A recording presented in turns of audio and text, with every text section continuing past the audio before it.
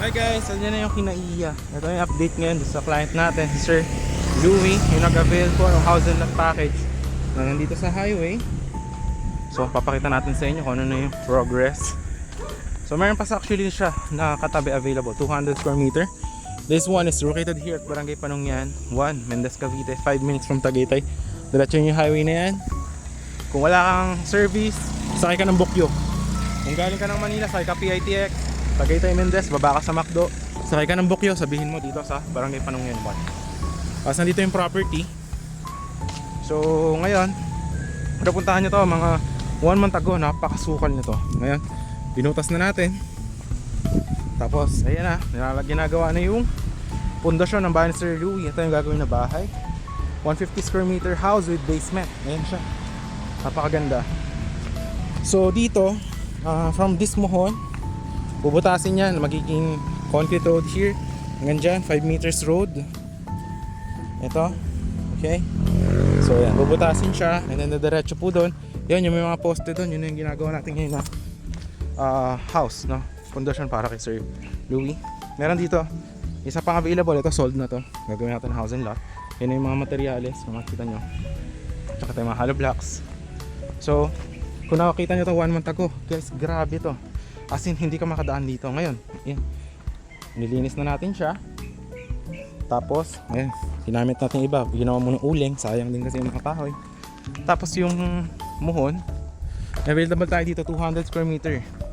House and lot package. Ang plano namin gawin is this one, A-frame house. Ayan.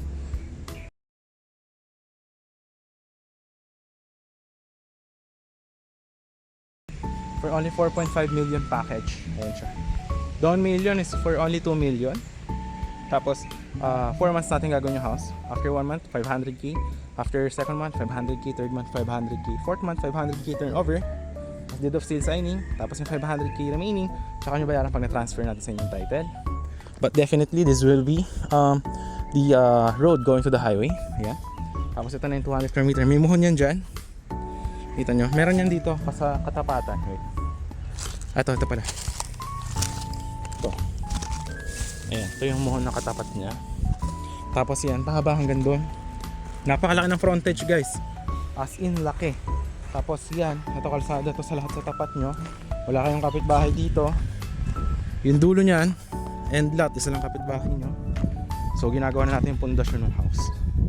So si Sir naman, Sir Louie, nag-down na siya. So nabili na natin yung mga for materials niya. Ayan, may mga semento, bakal. Ayan. So ganun din sa kanya, mga 4 months din gagawin yung house. Ito yung muhon niya. Simula doon sa muhon doon, yan yung 200 square meter. Ito yung 5 meters concrete road.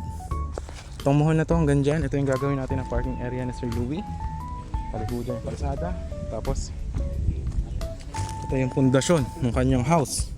Dahil sa kanya, guys, kaya natin ginawa sa kanya with basement kasi ang slope niya medyo pa slope, ganyan. End lot with easement. So yan, ginagawa na yung footing. Yan siya.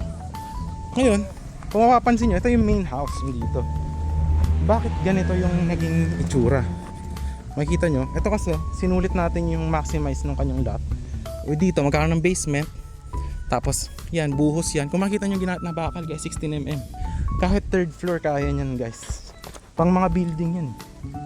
Yung mga ganyang pundasyon. Yan siya, makikita nyo. Bali ano to, guys, yung kay Sir, ayan, ginagawa mo ng pundasyon, binuhusan. Tapos yun doon, yan, easement. May muhon yan dyan. Pero dahil end lot siya, meron pa siyang mga pwedeng i-reclaim dyan. Mas around mga 30 or 25. Actually, mga 30 square meter yun. Tapos dito, magkakang-concrete road.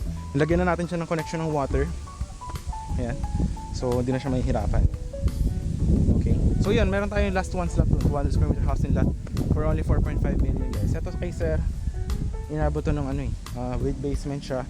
Inabot lang for only around 4 million. Ayan siya. 150 square meter. So yan. Ingat-ingat lang tayo, guys. Yan siya. So yun lang update natin here. So pag natuyo yan, Sir Louie, tsaka naman sisimulan yun dun sa may base niya. Yun lang, guys, ha. Paunahan na lang dito. So yun lang, thanks for watching and see you in the next one. Bye-bye. Welcome back to my channel. For today's video guys, meron tayong dalawang properties ng 300 square meter and 188 square meter. Watch nyo till the end. I will show you the housing lot package natin. Ito yung palengke ng Mendez, Cavite, just around 5 minutes from Tagaytay. Ayan yung public market. And ayan lang yung ating mga property. Andun lang sa likod guys. And now, ipapakita ko kung gaano siyang kalapit sa Tagaytay. Kita nyo naman yung drone ko guys ha.